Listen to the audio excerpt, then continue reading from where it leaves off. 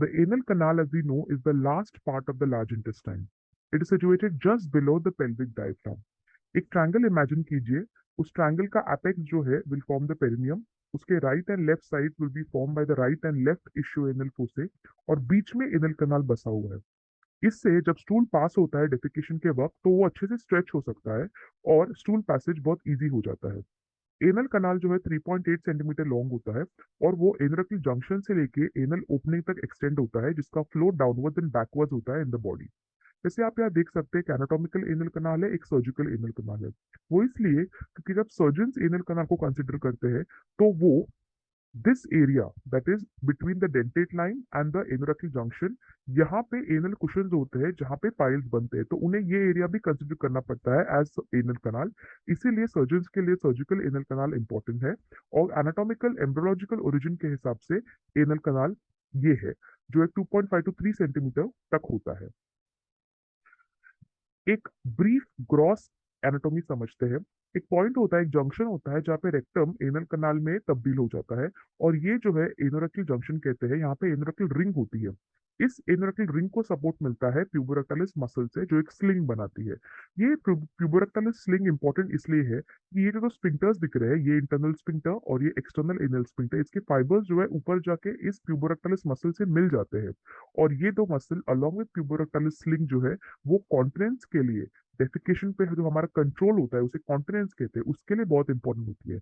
Imagine आप fistula का surgery कर रहे हैं या फिर एब्सेस ड्रेन कर रहे हैं और आपने मोर देन 40-50% स्पिंक्टर डैमेज कर दिया या प्यूबोरेक्टल स्लिंग को डैमेज कर दिया, तो उसे ट्रू इनकॉन्टिनेंस होने के बहुत चांसेस होते हैं, जिससे पेशेंट को अपने डेफिकेशन पे कोई कंट्रोल नहीं रहता, और ये बहुत ही बुरी चीज है। जैसे मैंने कहा, दो स्पिंक्टर्स जो इंपॉर्टेंट है, ये इंटरनल एनल स्पिंक्टर है जो इनवॉलेंट्री होता है, और ये एक्सटर्नल एनल स्पिंक्टर है जो वॉलेंट्री होता है। इंटरनल एनल स्पिंक्टर जो है वो रेस्टिंग एनल प्रेशर के लिए भी बहुत इंपॉर्टेंट होता है। रेस्टिंग एनल प्रेशर एक ऐसी चीज है जिसके कारण फिशर्स जो है उसका हीलिंग बहुत अफेक्ट होता है। नॉन हीलिंग फिशर्स होते हैं, पाइल्स बनते हैं, बढ़ते हैं और बिगड़ भी सकते हैं। और रेस्टिंग एनल प्रेशर की वजह से इंटरनल एनल कनाल में प्रेशर जो है वो एक नॉर्मल रहता है, और अगर वो बढ़ गया तो उससे बहुत सारे पैथोलॉजीज हो जाते हैं।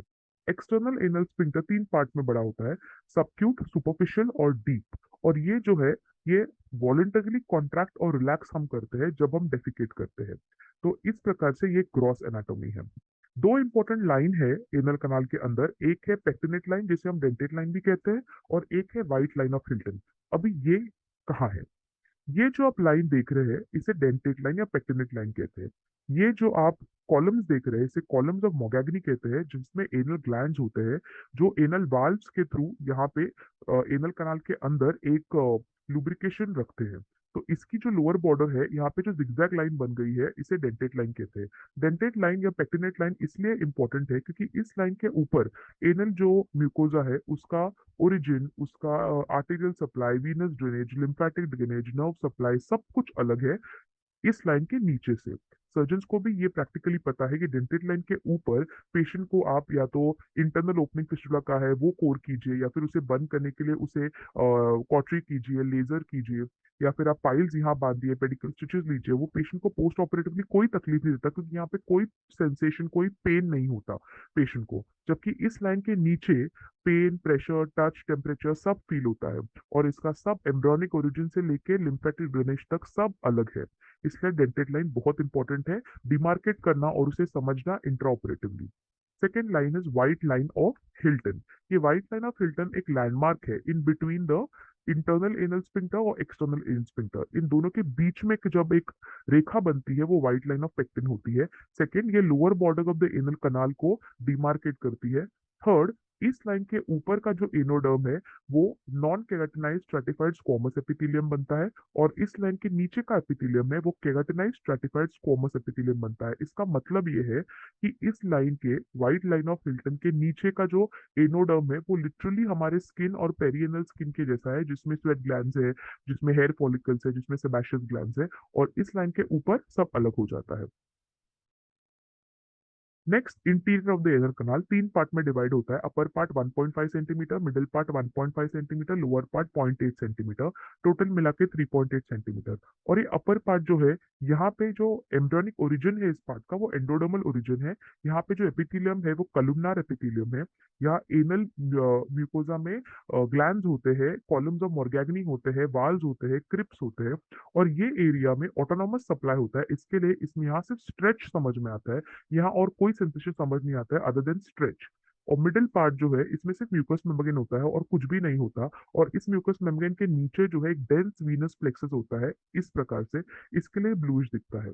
और lower part of the anal canal, इसका एम्ब्रियोनिक ओरिजिन एक्टोडर्मल होता है। इसमें जैसे मैंने आपको पीछे कहा था, स्ट्रैटिफाइड स्क्वैमस एपिथेलियम होता है। कोई एनल कॉलम, कोई एनल ग्लैंड नहीं, कुछ नहीं। और ये एरिया जो है, ये सोमैटिक सप्लाई होता है यहाँ पे, इसलिए पेन, टच, टेम्परेचर, प्रेशर सब फील होता है। It be very careful while operating in this part two not cause much damage, नहीं तो पोस्ट ऑपरेटिवली पेशेंट को बहुत पेन होता है। अब सबको पता है कि पाइल्स होते हैं एनल कुशंस के कारण, पर एनल कुशंस होते क्या है? ये बनते हैं ब्लड वेसल से, स्मूथ मसल जिसे हम ट्रिप्स मसल कहते हैं, और इलास्टिक कनेक्टिव टिश्यू से बनते हैं जो सब म्यूकोजा में होते हैं। और ये कहाँ पाए जाते हैं? ये डेंटेट लाइन जो जिगजैग लाइन थी उसके और ऊपर जो एनोरेक्टल जंक्शन था, इन दोनों के बीच में अपर पार्ट ऑफ एनल कनल में पाए जाते हैं। इनका पोजिशन बहुत ही कांस्टेंट रहता है एनाटोमी में। और ये है लेफ्ट लैटरल, राइट एंटीरियोलैटरल, राइट पोस्टीरियोलैटरल। अगर आपको याद है तो हम हमेशा से सीखते आते हैं कि इंटरनल हेमरोइड 3, 7, 11 इन पोजीशन पे हमेशा पाए जाते हैं। वो इसलिए क्योंकि ये कांस्टेंट एनल कुशन के पोजीशंस है। 3 o'clock is left lateral position, 7 o'clock is right posterior lateral position, and 11 o'clock is right anterior lateral position. इसलिए हेमोरॉइड्स, इंटरनल हेमोरॉइड्स कॉमनली 3, 7, 11 में पाए जाते हैं। बीच में छोटे छोटे सेकेंडरी एनल कुशंस भी होते हैं, पर ये तीन जगह कांस्टेंट रहती है, राइट। और जैसे पहले बहुत प्रचलित था कि terminal branching of superior rectal artery, उसके ऊपर से निर्धारित होता है कि एनल कुशंस कहाँ बनते हैं और पाइल्स कहाँ बनते हैं।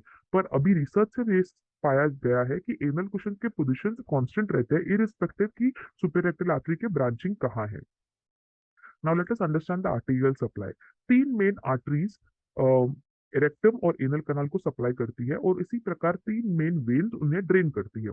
Now always remember, vascular divide जो है वो डेंटेट लाइन है, पेक्टिनेट लाइन, इसके लिए इस लाइन का बहुत इंपॉर्टेंस है। तो about the dentate line, superior rectal artery इसे सप्लाई करती है, जो ब्रांच है इंफीरियर मेसेंट्रिक आर्टरी की। और इसके साथ मिडिल रेक्टल आर्टरी इसे सप्लाई करती है, जो ब्रांच है इंटरनल इलियक आर्टरी की। और inferior part below the dentate line जो सप्लाई होता है वो होता है इंफीरियर रेक्टल आर्टरी का, जो ब्रांच है इंटरनल पुडेंटल आर्टरी की। तो ये तीन ब्रांचेस जो है, ये पेक्टिनेट लाइन के ऊपर और पेक्टिनेट लाइन के नीचे इस प्रकार से सप्लाई करती है रेक्टम और एनल कनाल को। और इसका जो अगर आप सोचे broad sense of the term में, कि डेंटेट लाइन के ऊपर या पेक्टिनेट लाइन के ऊपर जो वैस्कुलर सप्लाई, आर्टेरियल सप्लाई, वो कहाँ से आता है रेक्टम एनल कनाल को? पेल्विक वेसल से। इंफीरियर मेसेंट्रिक आर्टरी जो है वो डायरेक्ट ब्रांच है एब्डोमिनल एओर्टा की, और इससे ये डायरेक्ट सप्लाई होता है। और लोअर जो vessel, lower part of the anal canal है, वो सप्लाई होता है पेरिनियल वेसल्स से। पेरिनियल वेसल्स यानी ये इंटरनल पुडेंटल आर्टरी और internal iliac artery. So this is how you to keep that in mind. ये एक पेटिनेट लाइन का डिवाइड बहुत इंपॉर्टेंट है। तीन major vessel, superior, middle, inferior rectal artery. Superior rectal artery है इंफीरियर मेसेंट्रिक आर्टरी से, middle rectal artery है internal iliac artery से, और इंफीरियर रेक्टल आर्टरी आती है इंटरनल पुडेंटल आर्टरी से। वेन भी सेम चलती है। तो पहले तो दो हेमोरॉजिक प्लेक्सेस याद रखिए। ये है इंटरनल हेमोरॉजिक प्लेक्सेस, जिसे सब म्यूकस प्लेक्सेस भी कहते हैं। ये है एक्सटर्नल हेमोरॉजिक प्लेक्सेस, जिसे हम पेरीमस्कुलर प्लेक्सेस भी कहते हैं। अभी वैस्कुलर डिवाइड अगेन पेटिनेट और डेंटेट लाइन। इसके ऊपर की जो वेसल है जो ड्रेन करती है, कौन सी वेन इसे ड्रेन करती है? सुपीरियर रेक्टल वेन इसे ड्रेन करती है। सुपीरियर रेक्टल वेन जो है वो आगे जाके ड्रेन होती है इंफीरियर मेसेंट्रिक वेन से। और इंफीरियर मेसेंट्रिक वेन ड्रेन होती है पोर्टल वेन में, हेपेटिक पोर्टल वीनस सिस्टम में। सेकेंड, ये सुपीरियर जो group of muscle, group of vessels है, ये इतने कॉम्प्लेक्स स्ट्रक्चर बनाते हैं। ये कहाँ बनाते हैं? कॉलम्स ऑफ मोगैगनी के एरिया में। और ये दोनों मिल जाते हैं, सुपीरियर रेक्टल वेन और मिडिल रेक्टल वेन। और ये जब डायलेट होते हैं तो इंटरनल पाइल्स बनते हैं। मिडिल रेक्टल वेन कहाँ ड्रेन होता है? मिडिल रेक्टल वेन ड्रेन होता है इंटरनल इलियक वेन में। इसी प्रकार इंफीरियर रेक्टल वेन जो है, जो बनाती है एक्सटर्नल प्लेक्सस, ये ड्रेन होती है इंटरनल पुडेंटल वेन में। अगर आप सोचेंगे तो ये जो है superior rectal vein inferior mesenteric when के कारण जाती है हिपैटोपोर्टल वीनस सिस्टम में। तो अगर कोई भी इंफेक्शन यहाँ हुआ जो सुपीरियर रेक्टल वेन की के थ्रू ड्रेन हो गया या उसने एनक्रोच कर दिया, तो डायरेक्टली वो इन्फेक्शन जाएगा कहाँ पे, हिपैटिक पोर्टल सिस्टम में। यहाँ पे डायरेक्टली इन्फेक्शन चला जाएगा। और अगर मिडिल और इंफीरियर रेक्टल वेन ड्रेन जो करती है, वहां पे इन्फेक्शन कैरी करके लेके जाएगा कहाँ पे, directly to the inferior vena cava. You have to be very careful what you do in this particular area, because anything you do will carry the infection either to the portal system or to the systemic circulation. So you have to be very careful. Dilatation of superior rectal vein along with the middle rectal vein will cause internal hemorrhoids यहाँ ये plexus में, और dilatation of the inferior rectal vein via the internal pudendal vein will cause external hemorrhoids. और एक important चीज याद रखनी है, क्योंकि यहाँ पे पोर्टल वीनस सिस्टम इन्वॉल्व है, ये इंफीरियर मेसेंट्रिक वेन डायरेक्टली जाती है पोर्टल सिस्टम में। तो अगर पोर्टल हाइपरटेंशन है, पेशेंट को लिवर सिरोसिस है, अल्कोहलिक लिवर डिजीज है या फैटी लिवर डिजीज है और लिवर बहुत ही ज्यादा बर्बाद हो चुका है, तो पोर्टल हाइपरटेंशन होता है, जिसके कारण बैक प्रेशर से इंफीरियर मेसेंट्रिक वेन के थ्रू सुपीरियर रेक्टल वेन के बैक प्रेशर आएगा और यहाँ हेमरॉइड्स बनेंगे। तो आप अगर पेशेंट को सिर्फ हेमरॉइड समझ के ट्रीट करेंगे और आप पोर्टल हाइपरटेंशन ट्रीट नहीं करेंगे, तो पेशेंट को रेकरेंट हेमरॉइड्स होते रहेंगे, क्योंकि आपने मेन इटियोलॉजी ट्रीट की ही नहीं। लिम्फेटिक ड्रेनेज, जैसे आपको यहाँ दिखाया गया है, एनल कनाल में सुपरफिशियल इन्वर्नल लिम्फ नोड्स के थ्रू, अपर पार्ट में इंटरनल इलियक लिम्फ नोड्स के थ्रू, और उसके ऊपर इंफीरियर मेसेंट्रिक लिम्फ नोड्स के थ्रू लिम्फेटिक ड्रेनेज होता है। Nerve supply about the dentate line autonomous nerve supply है, इसलिए सिर्फ स्ट्रेच फील होता है। और below the dentate line somatic nerve supply, इसके लिए टच, पेन, प्रेशर, टेम्परेचर सब फील होता है। External anal sphincter inferior rectal nerve से और S4 स्लेनिक नर्व से सप्लाई होता है, और इंटरनल एनल स्फिंक्टर जो सिंपैथेटिक और पैरासिम्पैथेटिक दोनों नर्व से सप्लाई किया जाता है। इटियोलॉजी, हेमरॉइड बनते चार चीजों की वजह से: स्लाइडिंग एनल कुशन जिसे लॉस ऑफ फिक्सेशन कहते हैं, वैस्कुलर एबनॉर्मलिटी, रेक्टल रिडंडेंसी और increase pressure on anorectal vascular plexus. Sliding anal cushion theory Thomson की है, और एनल कुशन जो है, जो हमने जैसे रीड किया था, ट्रिक्स मसल से बनते हैं और इलास्टिक फाइबर्स से बनते हैं। और ये जब एंकरिंग इफेक्ट इनका खत्म हो जाता है, एंकरिंग इफेक्ट क्यों खत्म होगा, स्पेशली इंटरनल एनल प्रेशर बहुत ज्यादा होगा तो एक एंकर उनका बिगड़ जाता है, या फिर ओल्ड एज के वजह से जो इलास्टिक फाइबर्स होता है उसका टेंसाइल स्ट्रेंथ खत्म हो जाता है। ये रीजन की वजह से एनल कुशन का जो है स्ट्रेंथ खत्म हो जाता है और वो नीचे स्लाइड होने लग जाते हैं, जिसकी वजह से स्लाइडिंग एनल कुशन थियरी आगे आई। वैस्कुलर एबनॉर्मलिटी, जो वेसल्स होते हैं उनपे उनका जो इंटीमा होता है, एंडोथेलियम होता है, वहां पे जब वेसो डायलेटर के रिसेप्टर्स जो है वो खराब हो जाते हैं, तो वेसल्स बहुत डायलेट होने लगते हैं। कुछ कंजेनाइटल डिजीजेस होते हैं, उसके वजह से भी होता है। वैस्कुलर एबनॉर्मलिटीज जब पैदा होती है तब हेमरॉइड्स बनते हैं, जब हेमरॉइडल वीनस प्लेक्सस और आर्टेरियल प्लेक्सस खराब हो जाता है। रेक्टल रिडंडेंसी, बहुत सारा टाइम प्रैक्टिकल सर्जरी में हम देखते हैं, जब हम पाइल्स का ऑपरेट करते हैं तो रेक्टल म्यूकोजा जो है बहुत लैक्स होता है। वो इसलिए होता है कि पेशेंट को ओडीएस होता है, ODS is obstructive defecation syndrome. इसमें रेक्टल म्यूकोजा बहुत बहुत लूज हो गया होता है, और जब पेशेंट स्ट्रेन करता है तो एक के ऊपर एक म्यूकोजा चढ़ने लगता है, जिसकी वजह से कितना भी स्ट्रेन करे वो ओवरलैपिंग होते रहता है और पेशेंट डेफिकेट कर नहीं पाता है, सिर्फ प्रेशर बढ़ाते रहता है। So rectal redundancy is also a very important reason, and increased pressure on anorectal vascular plexus। जब वहां पे आर्टेरियल और वीनस प्लेक्सस पे प्रेशर बढ़ते जाता है, कई रीजन की वजह से, ग्रेविड यूट्रस की वजह से, इरिटेबल बाउल सिंड्रोम की वजह से, या फिर इंक्रीज रेस्टिंग एनल प्रेशर, या फिर बहुत ज्यादा स्ट्रेनिंग की वजह से, जब वीनस प्लेक्सस पे और आर्टेरियल प्लेक्सस पे, जिसे हम वैस्कुलर प्लेक्सस कहते हैं, इस पे प्रेशर बढ़ता है, तो हेमरॉइड बनते हैं। इसी प्रकार चार reason: sliding anal cushion, vascular abnormality, rectum mucosa का रिडंडेंट हो जाना, और increase pressure on anorectal vasculature, ये चार रीजन से हेमरॉइड बनते हैं। रिस्क फैक्टर्स क्या है? कुछ हैबिचुअल फैक्टर्स होते हैं जो हम बार बार करते हैं: constipation and straining, low fibre, high fat, spicy diet. ये लो फाइबर डाइट जो है वो स्टूल का कैलिबर कम कर देता है, वजन कम कर देता है। नॉर्मली जब स्टूल का वजन अच्छा खासा होता है और 50 तक इन रेस्टिंग इनल प्रेशर चला जाता है, तो खुद से ही स्टूल नीचे आ जाता है विथ नेचुरल ग्रेविटी। पर जब ये नहीं होता और आप अच्छा फाइबर डाइट नहीं लेते, तो धीरे धीरे आपको स्ट्रेनिंग करना पड़ता है, जिससे पाइल्स बनते हैं। प्रोलॉन्ग सिटिंग सेम, जब आप बहुत ज्यादा स्ट्रेंथ लगाते हैं, बहुत ज्यादा स्ट्रेन करते हैं। प्रेगनेंसी, ग्रेविड यूट्रस जब रेक्टम पे बैठ जाता है तब उससे पाइल्स होने का चांसेस बहुत हो जाता है, क्योंकि हम बहुत जोर लगाना शुरू कर देते हैं। एजिंग, सेम, एनल कुशंस का जब इलास्टिक टिश्यू और ये फाइबर्स का स्ट्रेंथ कम हो जाता है because of natural ageing, because of muscle weakness, तब पाइल्स बनते हैं। ओबेसिटी, फैट जब मसल्स को और इसको इनोवेट करता है तब ये प्रॉब्लम्स आता है। Office work because of a prolong sitting, और बहुत सारा टाइम एक फैमिली का टेंडेंसी भी होता है कि पेशेंट का मस्कुलेचर वीक होता है या फिर वेसल में कोई इश्यूज होते हैं कंजेनाइटल, तब उन्हें पाइल्स होते हैं।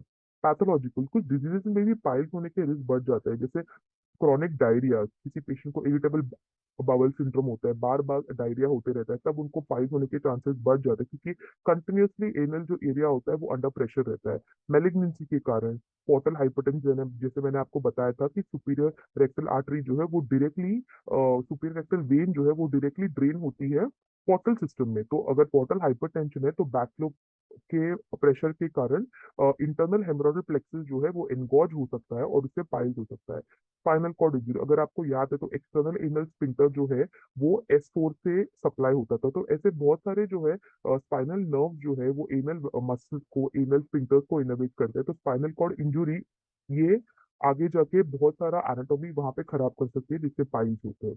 रेक्टल सर्जरी, बहुत सारा टाइम हम ऐसे सर्जिकल प्रोसीजर्स में स्फिंक्टर डैमेज कर देते हैं, जिससे पाइल्स होने के चांसेस बहुत बढ़ जाते हैं, क्योंकि वो ट्रिट्स मसल और जो ट्यूबरकल स्लिंग है और म्यूकोजा बहुत हद तक डैमेज हो जाता है। एपिजियोटोमी, एपिजियोटोमी करते वक्त कभी कभी डॉक्टर्स जो है वो गलत एपिजियोटोमी कर लेते हैं, या फिर उससे भी बुरा है कि एपिजियोटोमी करते ही नहीं है, तो वो टेयर जो होता है वो सीधे सीधे स्फिंक्टर्स को टेयर कर देता है। बच्चों का जब हेड बाहर आने का कोशिश करता है तो that also causes damage to the anal anatomy and further piles. Classification of piles, piles जो है एक्सटर्नल, इंटरनल और एक्सटर्नल इंटरनल, ऐसे तीन प्रकार से पाए जाते हैं। ये एक्सटर्नल पाइल्स है, ये इंटरनल पाइल्स है जो इंटरनल हेमोरॉयडल प्लेक्सस के एनगॉजमेंट से हुआ है, और ये मिक्स्ड एक्सटर्नल इंटरनल, कुछ कुछ पाइल्स को बोथ कंपोनेंट्स होते हैं, एक्सटर्नल भी और इंटरनल भी।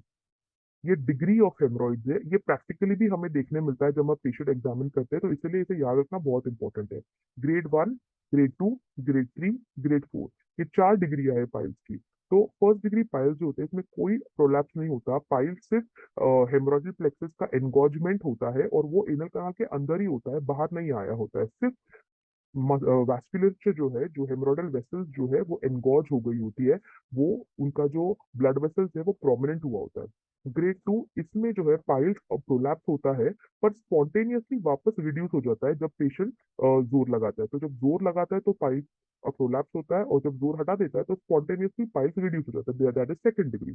थर्ड डिग्री, जब पाइल्स पे जोर लगाया जाता है डेफिकेशन के टाइम, तो पाइल्स नीचे कोलैप्स होता है और पेशेंट को मैन्युअली उस पाइल को अंदर ढकेलना पड़ता है। तो when there is manual reduction, it is third degree pile.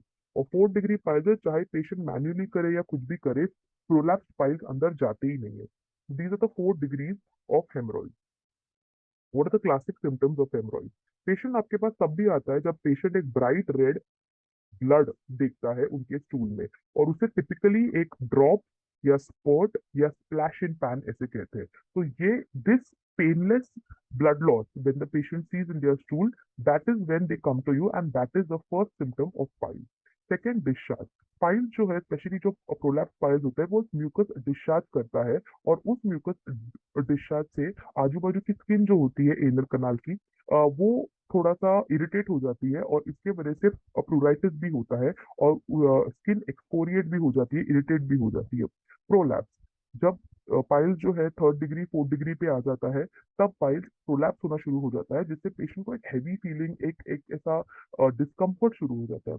Pen, normally piles painless होता है, पर एक्सटर्नल थ्रोम्बोज पाइल्स या फिर इन्फ्लेम पाइल्स या फिर स्ट्रैंगुलेटेड पाइल्स, ये और एक्सटर्नल पाइल्स, ये सब पाइल्स जो होते हैं वो धीरे धीरे पेन कॉज करते हैं। Piles along with another pathology like fissure, ये भी पेन कॉज करते हैं, but piles individually on all on itself is not painful. Anaemia, जब प्रोफ्यूज ब्लीडिंग या फिर क्रॉनिक ब्लीडिंग होती रहती है तो पेशेंट जो है धीरे धीरे एनीमिक हो जाता है because of the blood loss. Examination, आप इंस्पेक्शन से पाइल्स देख सकते हैं क्या? आप एक्सटर्नल हेमरॉइड देख सकते हैं, पर इंटरनल हेमरॉइड आप सिर्फ इंस्पेक्शन से नहीं देख सकते। डीआरई या पीआर से, फॉर रेक्टल एग्जामिनेशन या डिजिटल रेक्टल एग्जामिनेशन से देख सकते हैं क्या? तो डिजिटल रेक्टल एग्जामिनेशन से आपको फाइल्स के कुशन फील नहीं होते, because that is why they call as cushion, they are so soft. However second या थर्ड डिग्री हेमरॉइड्स आप फील कर सकते हैं, और अगर इन हेमरॉइड में थ्रोम्बस है यानी कि गांठ है खून की, तो भी आप उसे फील कर सकते हैं। अदर देन दिस आप पीआर में या लोकल एग्जामिनेशन से फाइल्स फील नहीं कर सकते। फाइल्स आप देख सकते हैं प्रोक्टोस्कोपी से, राइट फ्रॉम ग्रेड वन। एक प्रोक्टोस्कोप आप जब इंट्रोड्यूस करते हैं एनल कनाल में, तो आप first second third fourth degree, हर डिग्री के इंटरनल हेमरॉइड देख सकते हैं। इससे भी इंपॉर्टेंट है सिग्मोइडोस्कोपी और कोलोनोस्कोपी। सिग्मोइडोस्कोपी हम तब करते हैं जब हमें अदर देन पाइल्स से ब्लीडिंग से पाइल्स का है या कहीं और से ब्लीड कर रहा है ऐसा शक होता है। तो इसमें भी दो प्रकार के सिग्मोइडोस्कोपी यूज होती है, एक फ्लेक्सिबल और एक रिजिड। रिजिड सिग्मोइडोस्कोप जो यूज होता है वो सिर्फ रेक्टम और लोअर एनल कनाल और सिर्फ थोड़ा सा पार्ट ऑफ डिसेंडिंग कोलॉन तक, मोस्टली सिग्मोइड कोलॉन तक देख सकते हैं, अबाउट 20 to 25 सेंटीमीटर। और सेकेंड है फ्लेक्सिबल सिग्मोइडोस्कोपी। फ्लेक्सिबल सिग्मोइडोस्कोपी को आप पूरा डिसेंडिंग कोलॉन देख सकते हैं, और वो 60 सेंटीमीटर तक जाती है। वेरी इंपॉर्टेंट है कि आप पाइल्स का कॉज, ये ब्लीडिंग का कॉज ये पाइल्स ही है या ऊपर कहीं तो मेलिग्नेंसी है, जैसे CA rectum, solitary rectal ulcer, कोई पॉलिप है, कोई आर्टीरियो वीनस मालफॉर्मेशन है, ये है क्या, ये आप देखें और इसे डिलिनिएट करें, उसे डायग्नोस करें। इससे भी बेहतर है कोलोनोस्कोपी। ओलंपस का स्कोप्स आते हैं, एंडोस्कोप, जो बहुत यूज आते हैं, बहुत ही प्रचलित है सर्जन्स में। और ये जो है हायर अप कोई पैथोलॉजी हुई, जैसे अमीबिक कोलाइटिस, अल्सरेटिव कोलाइटिस, कोई पॉलिप्स है, सीए रेक्टम है, सॉलिटरी रेक्टल अल्सर्स है, एंजियोडिस्प्लेसिया है जिससे ब्लीडिंग हो रहा है, उसे भी अलग कर देते हैं। It is a crime to just do a pile surgery जबकि अंदर कैंसर बैठा हुआ है। तो ऐसा नेग्लिजेंस करना ठीक नहीं। कॉम्प्लिकेशंस, कॉम्प्लिकेशंस में bleeding can be profuse, but ये बहुत रेयर होता है। ब्लीडिंग नॉर्मली, क्योंकि हम हमारा क्लॉटिंग जो कैस्केड है वो शुरू हो जाता है जब ब्लीडिंग स्टार्ट होती है, और फटाफट क्लॉट्स बन जाते हैं। और ब्लीडिंग टाइम और क्लॉटिंग टाइम जिसका नॉर्मल है वो क्लॉट बना ही लेता है। बट समटाइम्स इतना प्रोफ्यूज ब्लीड होता है, स्पर्ट्स होते हैं ब्लीड के, कि पेशेंट जो है has to be operated then and there. Strangulation, specially one or more haemorrhoid जब प्रोट्रूड होते हैं तो एक्सटर्नल स्पिंटर उसे ग्रिप कर लेता है, और उसके वजह से वो पाइल मास जो है वो कंजेस्टेड हो जाता है, और उसका वीनस रिटर्न जो होता है वो कॉम्प्रोमाइज पूरी तरह से हो जाता है। इसके वजह से वो पाइल स्ट्रैंगुलेट, लिटरली उसे फांसी लग जाती है। और वो जो है बहुत ही पेनफुल सिचुएशन होती है, जिसे एक्यूट अटैक ऑफ पाइल्स कहा जाता है। सेकेंड डिग्री हेमरॉइड्स नॉर्मली इसके प्रे बन जाते हैं, क्योंकि वो जब नीचे आते हैं और स्पॉन्टेनियसली रिड्यूस करने जाते हैं तो एक्सटर्नल स्पिंटर उन्हें रोक लेता है। थ्रोम्बोसिस, ऑब्वियसली जब पाइल्स होते हैं और उसमें एक थ्रोम्बस बन जाता है, तो एक ब्लैक ऐसे पर्पल कलर का एक सॉलिड फील आता है, तो ये कॉम्प्लिकेशन है कि पाइल्स के अंदर एक थ्रोम्बस बन गया। अल्सरेशन, सुपरफिशियल पाइल्स जो होते हैं वो उनका म्यूकोजा एक्सपोज होता है, वो जब नीचे बहुत ही ज्यादा प्रोलैप्स हो गए, एक्सटर्नल हेमरॉइड्स होते हैं, उनका म्यूकोजा एक्सपोज हो जाता है, धीरे धीरे वो अल्सरेट होने लगता है। उसके बाद स्ट्रैंगुलेटेड पाइल्स, जो भी स्ट्रैंगुलेट होता है वो गैंग्रीन का शिकार होने की संभावना रखता है, तो स्ट्रैंगुलेटेड पाइल्स गैंग्रीनस हो जाते हैं। बहुत सारा बार थ्रोम्बस, जो थ्रोम्बस फॉर्म होते हैं पाइल्स में, वो बाद में फाइब्रोसिस का शिकार बन जाते हैं, और एक बार फाइब्रोसिस हो गया तो अदर देन सर्जिकल रिपेयर और कोई उसमें ट्रीटमेंट नहीं होता। सुपरेशन, बहुत सारा टाइम एक्सटर्नल थ्रोम्बोस्ड पाइल्स या फिर अल्सरेटेड पाइल्स ये इन्फेक्ट हो जाते हैं और एक नीचे सबम्यूकस एब्सेस बना देते हैं, जिसे ड्रेन करना बहुत इंपॉर्टेंट हो जाता है, वरना वो एक बड़ा एब्सेस बनता है जो बाद में फिस्टुला बन जाता है। पोर्टल पाइमिया, जैसे मैंने आपको कहा था कि कोई भी सर्जरी, कोई भी प्रोसीजर जो आप इंटरनल और एक्सटर्नल हेमरॉइड्स में करते हैं, उसका डायरेक्ट एंट्री होता है पोर्टल सिस्टम में या फिर सिस्टमिक सर्कुलेशन में। तो आपको बहुत ध्यान देके करना है, नहीं तो डिजीजेस लाइक पोर्टल पाइमिया हो जाते हैं, जहां से हम खुद इन्फेक्शन इंट्रोड्यूस करते हैं लिवर की ट्रीटमेंट ऑफ हेमरॉइड। उसमें सबसे पहले आता है rich fibre diet and bulk forming agents. ये रिच फाइबर डाइट और बल्क फॉर्मिंग एजेंट दोनों स्टूल का जो है कैलिबर बढ़ाते हैं। इससे स्टूल का वेट और वॉल्यूम बढ़ता है, और इंट्राएनल प्रेशर जो है वो 50 mm तक आ जाता है, ये अच्छे वेल फॉर्म स्टूल से। और डेफिकेशन का प्रोसेस पेशेंट विदाउट स्ट्रेन किए, विदाउट जोर लगाए आराम से कर सकता है। जब पेशेंट ज्यादा स्ट्रेनिंग करता है तब इंट्राएनल प्रेशर इतना बढ़ जाता है कि एनल कुशंस जो है वो और आगे खिसक जाते हैं, और इससे पाइल्स जो है वो और बदतर हो जाते हैं। मैंने ये सारा एनाटॉमी और फिजियोलॉजी मेरे लास्ट वीडियो में बताया गया है, जिसका लिंक मैंने नीचे डिस्क्रिप्शन में डाल दिया गया है। रिच फाइबर डाइट में फाइबर फूड का वो पार्ट होता है जो इनडाइजेस्टेबल होता है, जो पचता नहीं है। फ्रूट्स में इसका बहुत अच्छा एग्जाम्पल है apples, oranges, guavas, peaches, bananas, papayas. और वेजिटेबल्स में all green leafy vegetables, beans, और ओट्स भी आते हैं इसमें, बार्ली भी आता है, मिक्स ग्रेन्स भी आते हैं, ये सब रिच इन फाइबर होते हैं। और बल्क फॉर्मिंग एजेंट्स में इसबगोल और मिथाइल सेलुलोज, इसबगोल जिसे साइलेम हस्क भी कहते हैं, ये दोनों जो है वो स्टूल को अच्छा वेलफॉर्म बनाते हैं, जिससे स्ट्रेनिंग कम होती है और हेमरॉइड्स बनने और बढ़ने के चांसेस बड़े कम हो जाते हैं। कुछ ऑइंटमेंट्स आते हैं, क्रीम्स आते हैं ओवर द काउंटर, जैसे कि पाइलोरूट, जो सिम्टोमेटिकली पेशेंट को बड़े रिलीफ देते हैं। इसमें कैल्शियम डॉर्बिसलेट होता है जो वेजोप्रोटेक्टिव है, हाइड्रोकॉर्टिसोन होता है जो स्टेरॉइड है, फिनाइल एफरीन, जिंक ऑक्साइड, टॉक्सिरूटिन, ये सब फ्री रेडिकल्स को कंट्रोल करते हैं, पेशेंट को सिम्टोमेटिक रिलीफ देते हैं और अच्छा फील कराते हैं। Micronised purified flavonoid fraction tablet, जिसे MPFF टैबलेट्स कहते हैं, जैसे कि डैफ्लॉन, एल्डोस्टिन, सिटकॉम फोर्ट में तो यूफोर्बिया प्रोस्टाटा का एक्सट्रैक्ट भी है। तो ये सब जो है सिम्टोमेटिक रिलीफ देने के लिए और वेसल्स को स्ट्रेंथन करने के लिए काम आता है और दिए जाते हैं।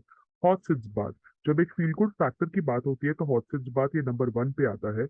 इससे वेजोडाइलेशन होता है इस वार्मथ से, और उससे पेशेंट का जो एनल स्फिंक्टर्स है वो भी रिलैक्स हो जाते हैं। सिट्स बाथ का मतलब है एक पानी से भरी, गुनगुने पानी से भरे एक टब में या द्रोण में पेशेंट का पूरा गुदभाग जो है वो डुबा देते हैं, पेशेंट उसमें बैठ जाता है। और ये 10 से 15 मिनट दिन में 2 से 3 बार करने से पेशेंट को एक बहुत ही अच्छा सिम्टोमेटिक रिलीफ मिलता है, और पेशेंट को एक फील गुड फैक्टर मिलता है। स्टेरॉइड सपोजिटरी, जब स्वेलिंग बहुत ज्यादा हो, इन्फ्लेमेशन बहुत ज्यादा हो, एक्सटर्नल हेमरॉइड्स हो, प्रोलैप्स्ड इंटरनल हेमरॉइड्स हो, तो उस समय steroid suppositories, mostly hydrocortisone suppositories for example, correct correct नाम से सपोजिटरी आती है, तो वो intra anal every night at least 5 to 7 nights in a row insert करने के लिए पेशेंट को दी जाती है, ताकि पेशेंट के सिम्टम्स कम हो, स्वेलिंग इन्फ्लेमेशन कम हो, और पेशेंट को सिम्टोमेटिक रिलीफ मिले। नॉन सर्जिकल प्रोसीजर्स में sclerotherapy, cryotherapy, IRC, infrared coagulation जिसे कहते हैं, RBL या रबर बैंड लाइगेशन जिसे कहते हैं, वो सब यूज होता है, जो मैं आगे आपको एक्सप्लेन करूंगी। सर्जिकल प्रोसीजर्स में सबसे फेमस जो है लेजर, जो सब पेशेंट्स को पसंद है। स्टेपलर हेमरोडेक्टोमी, जो सर्जन्स का फेवरेट है, stapler method. Open and closed haemorrhoidectomy, जो बहुत साल से चला आ रहा है और गोल्ड स्टैंडर्ड माना जाता है। चिवटेस प्रोसीजर, जो डॉक्टर चिवटे है, पुणे में एक बहुत फेमस सर्जन है, उन्होंने इसे इन्वेंट किया है। इसका अभी एक्सप्लेनेशन करते हैं। स्क्लेरोथेरेपी, स्क्लेरोथेरेपी में स्क्लेरोजन जो होता है, स्क्लेरोजन लिक्विड जो होता है, वो पाइल मास के अंदर डाला जाता है, जिससे पाइल मास के अंदर एक इन्फ्लेमेशन क्रिएट हो जाता है। वो टिश्यू जो है पूरा, वेन टिश्यू, म्यूकोजल टिश्यू पूरा जो है स्कार हो जाता है, और स्कार होने के कारण ये टिश्यू रिग्रेस हो जाता है, वेन्स कोलैप्स हो जाते हैं, और धीरे धीरे पाइल जो है वो श्रिवल हो जाता है, छोटा हो जाता है। तो इस प्रकार से स्क्लेरोथेरेपी काम करती है। इसमें दो बहुत कॉमन लिक्विड यूज होते हैं, पॉलीडोफिनॉल 3%, जिसका ब्रांड नेम है एस्क्लेरॉल, और सोडियम टेट्राडेक्सिल सल्फेट, जिसका ब्रांड नेम है सेट्रॉल। तो पहले आलमंड ऑयल और फिनॉल भी यूज होता था, पर उसका टिश्यू रिएक्शन बहुत ज्यादा होता है, बहुत ही कॉन्स है उसमें, प्रोज से ज्यादा, तो इसीलिए ये दोनों अभी प्रेफर किए जाते हैं।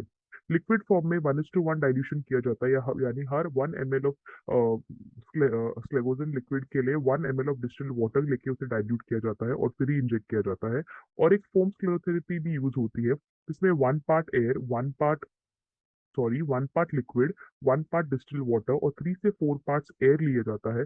दो 10 ml के सिरिंज लिए जाते हैं, उसके बीच में एक थ्री वे लगाया जाता है। थ्री वे, अगर आप फोर्थ ईयर में है, आपने या फिर इंटर्नशिप किया हुआ है, तो आपको पता होगा कि IV लाइन जब डालते हैं तो एक पीछे उसके थ्री वे लगाया जाता है, जिससे IV सेट जो है कनेक्ट किया जाता है। तो वो थ्री वे दो 10 ml के सिरिंज में लगा के उसे आगे पीछे प्लंजर को पुश किया जाता है, ताकि एक फोम बने, और वो फोम को फिर 26 गेज के नीडल से धीरे धीरे सब म्यूकस प्लेन में पाइल के इंजेक्ट किया जाता है। बहुत इंपॉर्टेंट है कि सब म्यूकस प्लेन में हमें इसे इंजेक्ट करें ताकि ये सारा इन्फ्लेमेशन पाइल मास के अंदर हो। अगर हमने नीचे डीप उसे जाके इंजेक्ट कर दिया तो ये सारा रिएक्शन, इन्फ्लेमेशन और फाइब्रोसिस जो है वो जाके इंटरनल इनर स्पिंटर या इंटरस्पिंक्टरिक स्पेस में होगा, जिससे आपको स्ट्रिक्चर्स बैठने की बहुत शक्यता होती है। तो इस प्रकार से 2 से 3 ml ईच पाइल मास में डाला जाता है, और एक टाइम में सर्जन जो है 2 पाइल मास से ज्यादा स्लेगोजेंस यूज नहीं करते एक सिटिंग में। इस प्रकार से स्लेगोथेरेपी दी जाती है, जो आज भी ग्रेड 1 और ग्रेड 2 हेमरॉइड्स के लिए बहुत ही कॉमन और बहुत ही यूज्ड मेथड है। क्रायोथेरेपी, क्रायोथेरेपी में इस प्रकार की मशीन यूज होती है। एक स्पेसिफिक शेप और साइज का एक प्रोब होता है, जिसका एक्टिव पार्ट जो है 3 to 4 सेंटीमीटर का आगे का एक्टिव हैंडल होता है, और ये पॉइंट से नाइट्रस ऑक्साइड जैसा गैस -98 डिग्री सेल्सियस पे एक बर्स्ट दिया जाता है पाइप मास के ऊपर, और उसके बाद एक साइकिल आती है जहाँ पे उसे रिवॉर्म किया जाता है। तो ये एकदम से एक ठंडा बर्स्ट देना, उसके बाद से उसको रिवॉर्म करना, ये फ्रीज थॉ का साइकिल होता है, और ये 1-2 बार रिपीट किया जाता है हर पाइल मास पे। इससे एक हफ्ते में ये जो है एरिया पाइल का पूरा नेक्रोस हो जाता है। 2 हफ्ते में स्लफ आ जाता है, स्लफ यानी कि एक स्कारिंग टिश्यू आ जाता है उसके ऊपर, और 2 से 3 हफ्ते में ये पूरा पाइल मास का जो एरिया था वो निकल के फिर बाद में जो म्यूकोजा हील हो जाता है। तो इस प्रकार से क्रायोथेरेपी यूज होती है। इंट्रा ऑपरेटिव और पोस्ट ऑपरेटिव कभी कभी कोल्ड बर्निंग सेंसेशन वहां पे होता है, और वो जो है सिर्फ पेन किलर से यानी एनाल्जेसिक से ट्रीट किया जाता है। आईआरसी यानी इंफ्रारेड कोगुलेशन, इसमें भी एक प्रोब के द्वारा एक इंफ्रारेड बर्स्ट ऑफ लाइट दिया जाता है पाइल मास के ऊपर, ताकि वो जो ब्लड वेसल है वो कोगुलेट हो जाए, क्लॉट हो जाए, और धीरे धीरे पाइल का ब्लड सप्लाई ही बंद हो जाए और पाइल मास श्रिंक यानी कि सिकुड़ जाए। तो इस प्रकार से एक प्रोब से ये short burst of infrared light दिया जाता है, एक हीट सोर्स जो है, और इससे ये पाइल मास को कम किया जाता है। 5 to 10 मिनट्स में ये सारा प्रोसीजर किया जाता है, और इस प्रोसेस के दौरान एक warmth, not not burn but एक वार्मथ वाली फीलिंग आती है intra operative and post operative, जो बड़े ही कम समय में चली भी जाती है। पोस्ट ऑपरेटिवली यहाँ पे ब्लीडिंग, स्पॉटिंग और म्यूकस डिस्चार्ज की शिकायत होती है, जो बहुत इजीली ट्रीट हो जाती है और कम हो जाती है। अब ये डेंटेट लाइन के ऊपर जब हम कोई भी प्रोसीजर करते हैं, तो यहाँ पे पेशेंट को इतना पेन या इतना सेंसेशन फील नहीं होता। ये क्यों नहीं होता, ये मैंने अपने पार्ट 1 के हेमरॉइड्स के वीडियो में बताया है, एनाटॉमी और फिजियोलॉजी में, और जिसका डिस्क्रिप्शन और में पूरा लिंक है, तो आप उसे जाइए और देखिए ताकि आप समझ पाए कि डेंटेट लाइन का इतना इंपॉर्टेंस क्यों है। रबर बैंड लाइगेशन आज भी ऑफिस प्रोसीजर्स में नंबर 1 पे आता है, रबर बैंड लाइगेशन।